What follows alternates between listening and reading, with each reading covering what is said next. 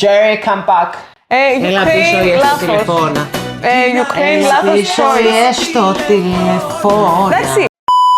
Γεια σας! Τι κάνετε, πώς είστε, σας λείψαμε. Είμαι ο Δημήτρης. Και είμαι η Έλληνα και καλώς ήρθατε σε ακόμα ένα βίντεο του Eurobeat. Τη Eurobeat Cyprus. Σήμερα θα κάνουμε reaction σε ποια χώρα? Στην Ουκρανία. Η οποία εκπροσωπείται από τη Λελίκα με το Ρυθνάμ. Να δηλώσω κάτι πριν κάνουμε reaction. Ενευρίασαμε το.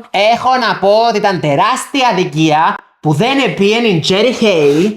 Γιατί για μένα ήταν η καλύτερη. Συγγνώμη Λιλίκα μου, θυμίζεις μου τον πολιτικό μας. Ήταν τεράστια αδικία που Πέτα. δεν ενίκησε η Jerry Hay με το καθαρτικούς. Ήταν τραγούδι. Όχι για πρωτιά, για τσίπου πρωτιά. Πάμε γιατί ξεκινήσουμε. Γιατί αν τον αφήσουμε. Να μας κανσελάρουν και νυχταίο.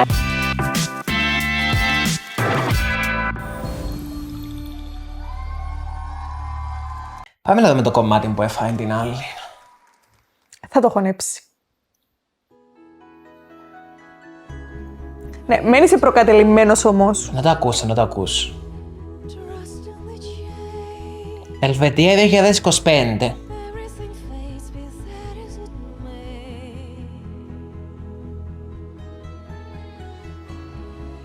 Τι φορεί να φανταστώ, είναι κάτι traditional, κάτι... Συγγνώμη, είναι πολλά βαρύ.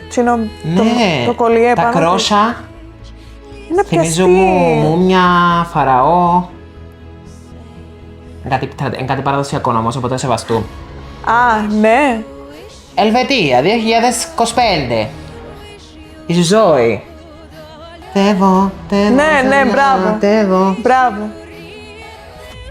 Ρε, το είδες που σου είπα να πιαστούνε, πιαστήκα. Μπορείς. Πρέπει να είναι art director τούτη. Βέβαια. Χαραμίζουμε.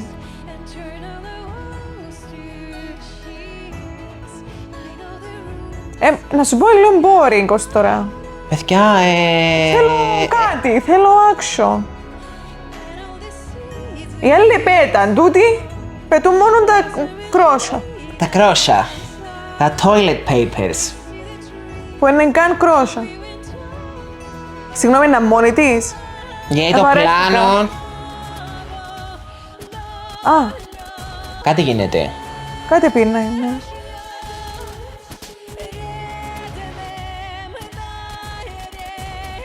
Τουλάχιστον, σαν έτσι σκηνοθετικά, ότι με σκηνοθετείς, άμα η κάμερα ακολουθήσει, πρέπει να την ακολουθάς. Εντάξει, και εσύ τώρα τούτο είναι το. Παιδιά, τι έκαμε η Ουκρανία. Παιδιά, τι έκαμε η Ουκρανία. Sorry, δεν μπορώ να το αποδεχτώ. Περίμενε, ως το Μάιο στη σκηνή της Βιέννης μπορεί να είναι άλλο το staging, δεν θα είναι τούτο. Νομίζω ότι το πράγμα ήταν άλλο πράγμα. Πιπ.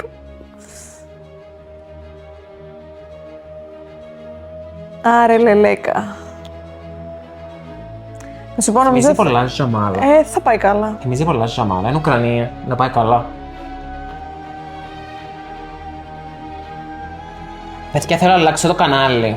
Ναι, είναι κουραστικό. Κοίτα, έχει φωνάρα, αλλά... Μάνα μου, μπροστά στο δικό μας παγώνουμε την εμείς. Ήταν πολλά χορκαδικό του το Νάκον. Ξέρεις τι μου θυμίζει? Ότι διαφημίσεις σερβιέτας ή ρολοχάρκιων με το ρολόι μου πίσω για απαλότητα, για απορρόφηση. Focus on the song. Μα μπορώ, κουραστικά. Τι focus, άλλαξε κανάλι. Συγγνώμη, παιδιά, συγγνώμη. Καταρχάς, συγχαρητήρια, έχει φωνάρα. Φαίνεται καλλιτεχνάρα, απλά. Φυσικά είπαμε όλα μπορούν να ανατραπούν όμως ως το Μάη. Άσχετος να ανατραπούν οι όοι, δεν μπορώ να το χωνέψω.